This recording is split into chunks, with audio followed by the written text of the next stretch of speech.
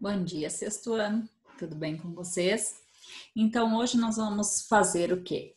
As correções das questões do nosso capítulo 3 da nossa apostila do segundo bimestre, né?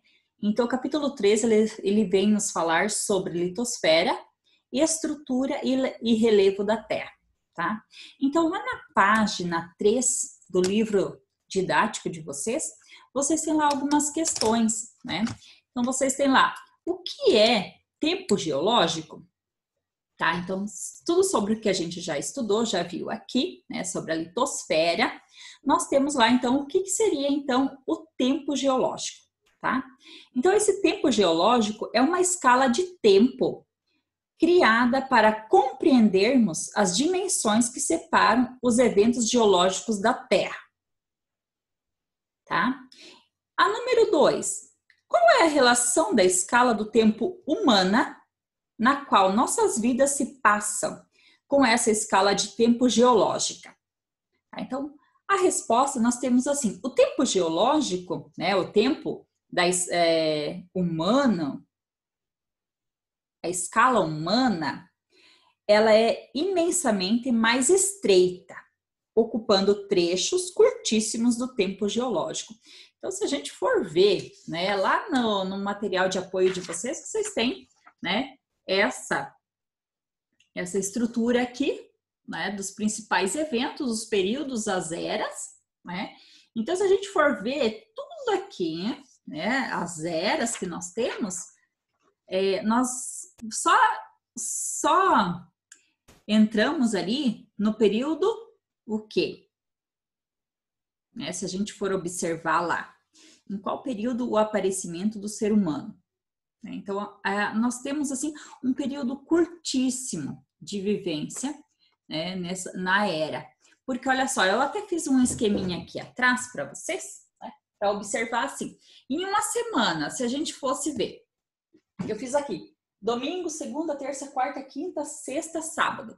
Em qual período, se a gente fosse fazer assim essas eras, todas elas em uma semana, quando que o ser humano iria aparecer?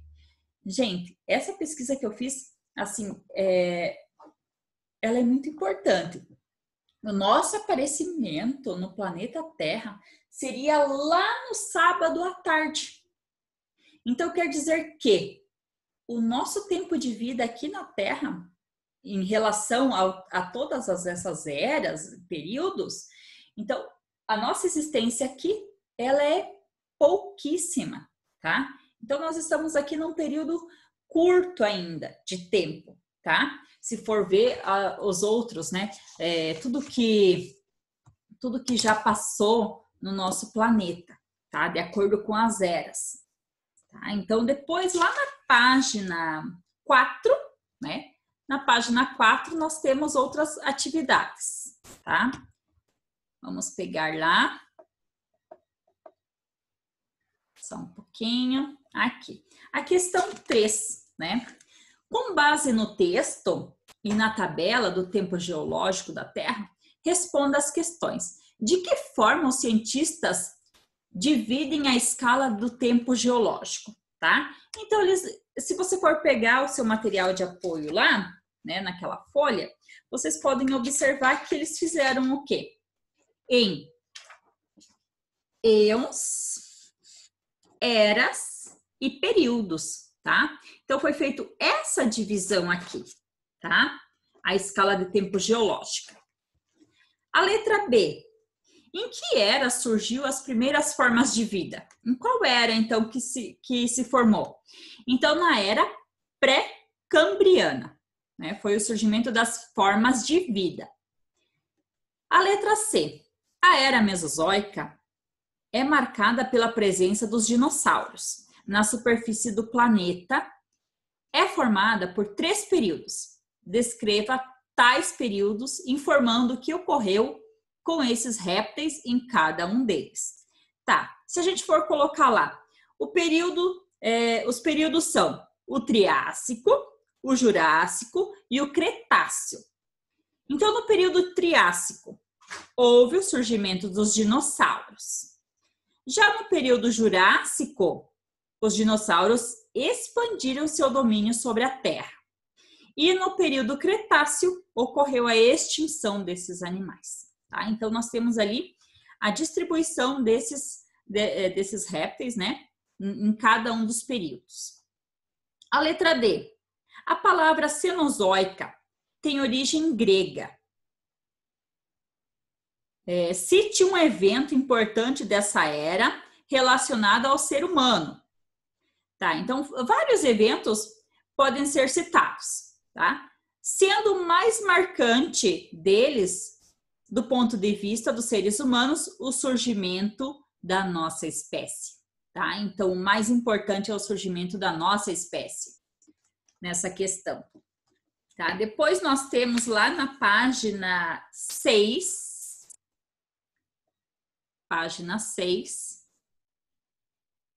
nós temos outras questões. O que o mapa da página anterior representa e qual a importância das áreas destacadas? Então, vamos voltar aqui, né? Então, o que esse mapa aqui, ele nos representa, tá? Olha só, ele nos representa o quê? Os escudos continentais do mundo, tá? Olha só, todos os escudos. Escudos da... Deixa eu só ver aqui um pouquinho. Escudos de Angara, escudo australiano, escudo africano, o escudo da Groenlândia, da escandinavo, o escudo canadense, brasileiro, das Guianas, tá? Da Índia.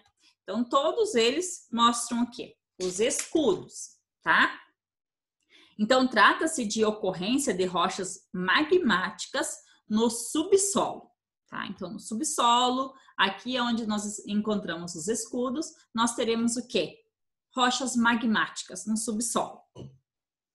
A questão de número 2, nós temos lá, de acordo com a sua observação, tá? O território brasileiro, aqui, está situado em áreas ricas em rochas magmáticas em seu subsolo? Sim. Se a gente for observar, nós temos aqui a maior parte do Brasil está sob o quê? Escudo, tá? Justifique a sua resposta. Então, vocês colocam lá que boa parte do território brasileiro está sobre um escudo continental. Só temos aqui uma parte do Acre e do Amazonas que então não tem a parte do escudo brasileiro, tá? Aí na próxima página, nós vamos lá para a página 10. Página 10, temos mais algumas questões, tá? Na página 10, nós temos lá, complete as sentenças com as palavras do quadro de acordo com o que você estudou. Tá? Então, nós temos aqui as palavras, nenhuma delas se repete, e nós temos aqui as lacunas onde a gente coloca as palavrinhas. Tá? Então, a letra A. As rochas sedimentares são formadas pelo acúmulo de sedimentos, que podem ser minerais ou orgânicas. Letra B. As rochas magmáticas são formadas por meio da solidificação do magma proveniente do interior do planeta.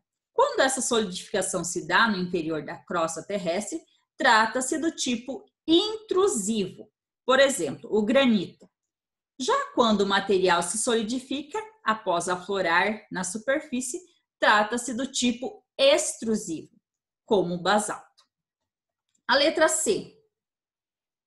O magma é proveniente do manto terrestre, camada intermediária do planeta, entre a crosta e o núcleo.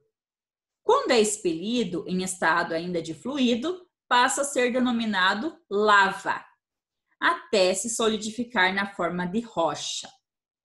Letra D. A litosfera é formada pela crosta terrestre e pelo topo do manto. Letra E. Letra E. Deixa eu colocar aqui para vocês estarem visualizando também, né? A letra E.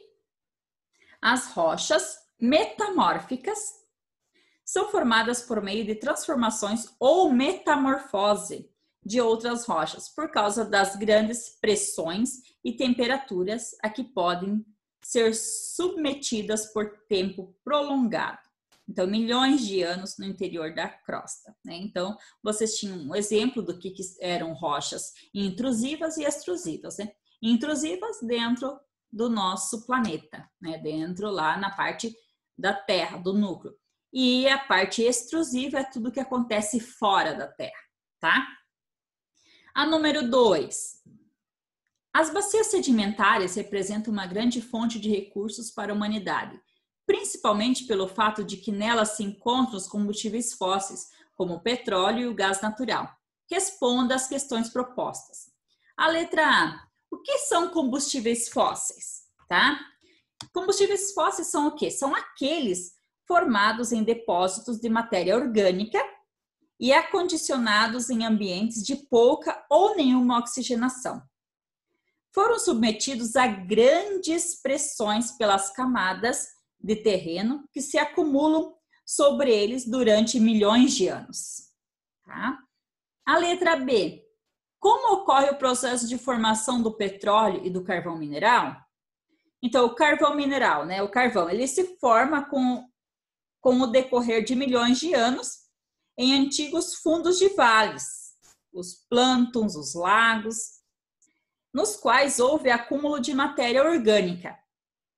O petróleo, ele é formado nas bacias sedimentares, sendo o resultado da lenta decomposição da matéria orgânica, vegetal e animal, concentrada com sedimentos por milhões de anos em ambientes de altas temperaturas e pressões. Tá? Então, se a gente for observar, né, todos eles dependem de milhões de anos para a gente, né, ter essa formação, esse processo. Tá? Então, demorou anos após anos para que a gente tenha o petróleo, o carvão mineral. Então, o momento em que isso acabar, né, não tem como retornar isso. Né? A gente não consegue refazer isso, tá? Porque à medida que ele terminar na natureza, não temos como repor, tá? Depois, lá na página 20, vocês têm uma questão, a questão de número 1, que também precisa ser respondida. É lá na página 20. Na página 20, vocês têm lá a questão de número 1, tá? Nós temos lá, então, só um pouquinho. Questão de número 1. Responda as seguintes questões sobre a litosfera terrestre. Tá. Então, qual a origem e o significado da palavra litosfera? Então, litosfera é uma palavra de origem grega que significa esfera de pedra. Letra B. Como são formadas as rochas magmáticas? Então, elas se originaram por meio da solidificação do magma, sendo por isso chamado dessa forma, né, de rochas magmáticas, que elas são provenientes do magma. Como são formadas as rochas sedimentares? Tá, então elas são chamadas de rochas sedimentares porque são formadas de sedimentos que foram transportados de diferentes maneiras, a partir de rochas ou terrenos pré-existentes até um lugar de acúmulo. Em geral, nos terrenos mais altos, os rios, o vento e as chuvas, eles têm grande capacidade de transporte de sedimentos, como grãos de areia, pequenas pedras soltas no leito. Já nas porções mais baixas e planas, essas forças naturais de água e do vento perdem potência e capacidade de transporte, assim os sedimentos se depositam nesses locais mais baixos, né? Então, elas vão fazendo as camadas, né? Então, rochas sedimentares são aquelas que vão se formando através dos tempos, né? Devido à erosão causada pelo vento, pela chuva, e daí elas vão se formando em camadas. 2. Explique. Desculpa. A letra D. Como são formadas as rochas metamórficas? Então, como o próprio nome já diz, né? São aquelas que sofreram transformações ou uma metamorfose em sua estrutura em virtude de grande pressão e das elevadas temperaturas. A questão de número 2, então. Questão de número 2. Vamos lá. Explica a importância das bacias sedimentares para os seres humanos. Por que ela é importante? Tá? Ela representa uma grande fonte de recursos para a humanidade, principalmente pelo fato de que nelas são encontrados os combustíveis fósseis, como o petróleo, carvão mineral e o gás natural, né? Então, a gente pode encontrar nessas bacias sedimentares. Questão 3. Por que podemos comparar o que ocorre no interior da Terra com a dinâmica da água fervendo no interior de uma panela, tá? Então, porque o movimento, em ambos os casos, se dá por correntes de convecção, as quais ascendem a partir da fonte de calor terrestre ou, que nem um exemplo, né, no fundo da panela, para as bordas, onde se resfriam e afundam novamente. Então, seria hoje, né, essas as questões para vocês estarem respondendo e fazendo as correções, tá? Qualquer dúvida, entre em contato com a prof, que a gente vai estar tirando as dúvidas de vocês, tá? Um grande abraço, tudo de bom para vocês, meus queridos, tá? Beijão!